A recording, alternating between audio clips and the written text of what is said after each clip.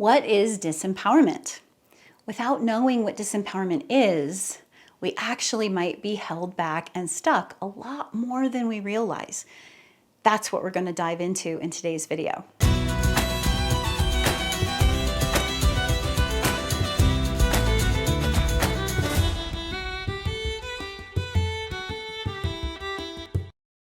Welcome, I am Kim Marie, and this channel is all about supporting women to find their most empowered self so they can live their most fulfilling life. So what is disempowerment? Believe it or not, we really do need to understand what disempowerment is in order to find greater empowerment in our lives and see what might be holding us back. So that's why today we're going to be walking through what disempowerment is, what some common causes of disempowerment are, how to know where you might be feeling disempowerment in your life or be disempowered in your life, and then also take a look at what we can do to begin to feel empowered based on understanding the disempowerment. So first, what is disempowerment? First of all, empowerment is a sense of power within us to be effective on our path forward, right? We feel empowered to do what it is that we need to do, to fulfill our destiny, to create a fulfilling life, right?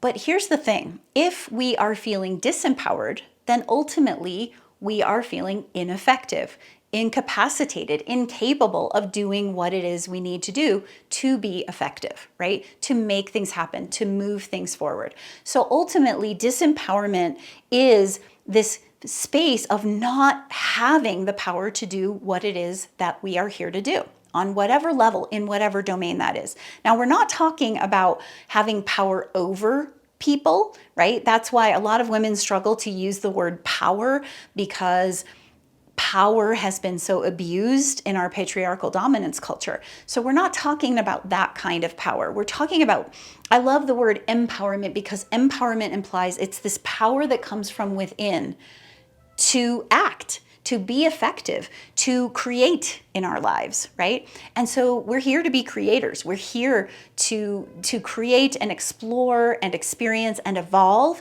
And if we are disempowered, we are lacking in the capacity to do that. So there are some common causes of disempowerment. And this is going to vary a little bit from culture to culture, country to country, that kind of thing. But across the board, if we're talking about industrialized nations in the world and the cultural evolution of that, we have a lot of common causes of disempowerment. One of the biggest is history, right? We have historical experiences or situations or circumstances that created disempowerment amongst many different groups, including women. And so that is one of the biggest disempowerment causes for women feeling disempowered is the historical tendency. You know, we had women being burned at the stake. We have had women being oppressed or kind of sold off in various situations or married off in arranged marriages or whatever it is. And women were thought of as property. And these historical elements create a certain disempowerment in women at large that needs to be overcome. I've said in other videos that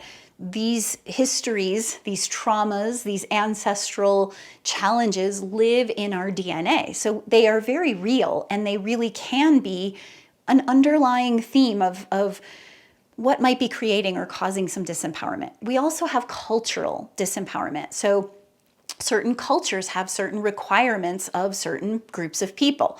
And of course, this channel being primarily all about, women's empowerment, we're talking about where have cultures oppressed women or created disempowerment, where women couldn't do what they wanted.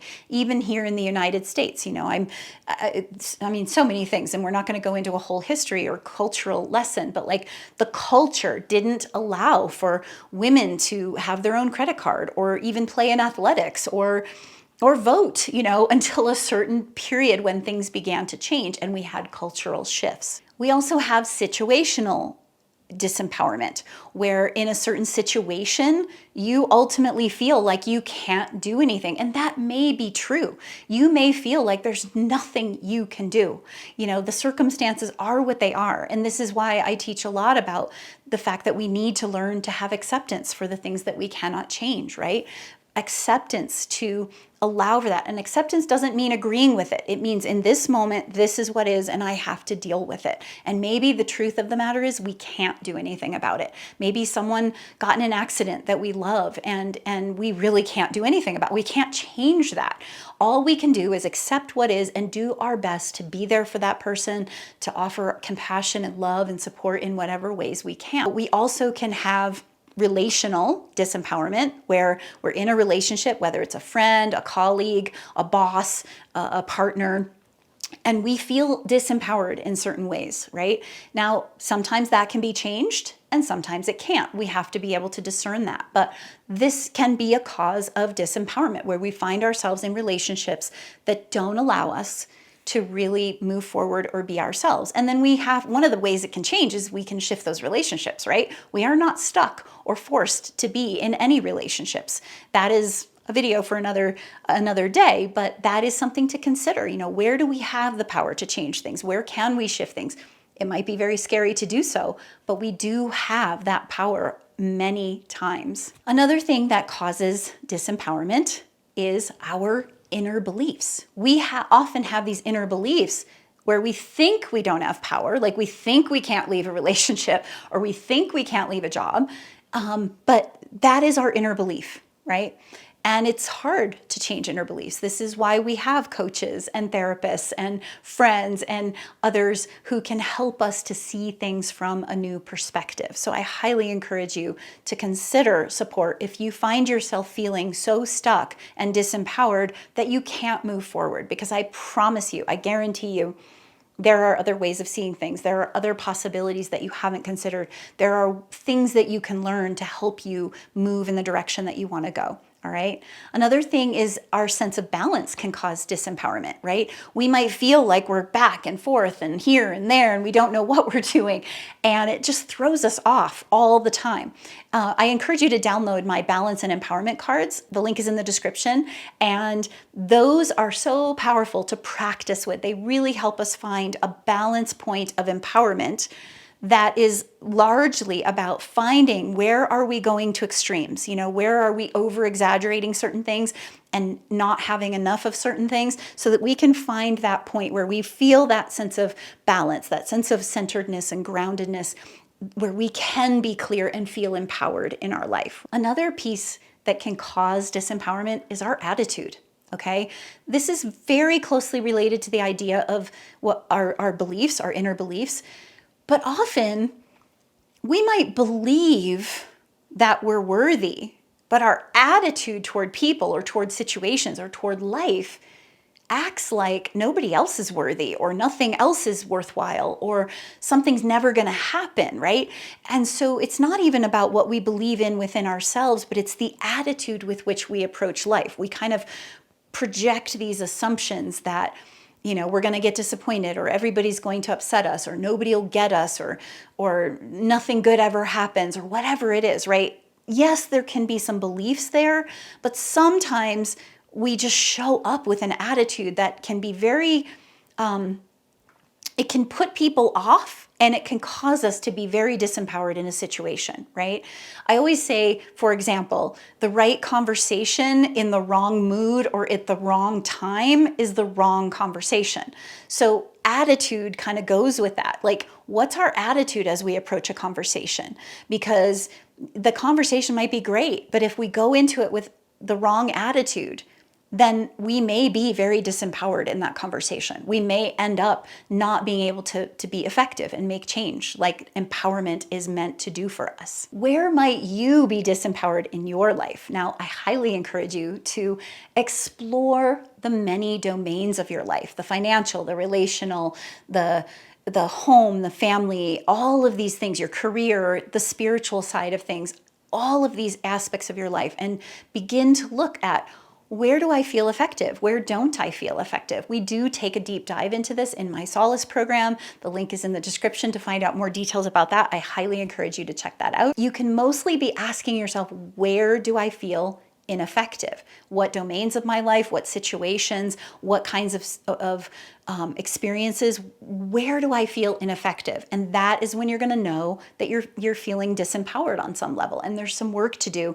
toward feeling more empowered. This is where you can consider areas of your life where you're not getting the results that you want. And you can watch my video, How to Get the Results You Want in Your Life. Okay, that's a great video to begin to move in that direction of empowerment. And you might be surprised at the different things that actually can bring you toward a greater sense of empowerment. You also want to consider the stories that might be causing disempowerment. This kind of goes with the idea of beliefs, but a lot of times we hear stories, right? And it might be ancient stories like biblical stories or other sacred texts or any kind of stories from the culture or from our families or from the rules and regulations of society, right?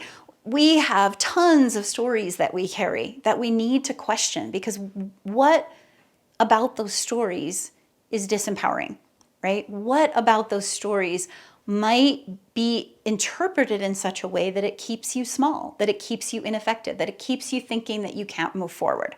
We need to examine our stories. That too is something we go into a lot with my Solace program. Solace is a program that really is very holistic, looks at everything, looks at how we show up in life, and helps us to move toward that greater sense of self. So check it out. So how does understanding disempowerment help us to become empowered? Well, I hope that by now, here, after listening to all those other pieces, you can see that the awareness of what causes our disempowerment, where we might be feeling disempowered, the awareness of the disempowerment is what allows us to then bring healing to those areas so that we can feel empowered. And it takes time. Again, it's not that just knowing about it is suddenly going to make us empowered, but we do have to know about it. We have to go to these depths. We have to understand what really makes us struggle in our lives, what disempowers us, what is disempowering to us, and then we can shift into a place of feeling far more empowered for the future, to move forward, and to create the life that we long for. Thank you so much, and I look forward to seeing you in the next video.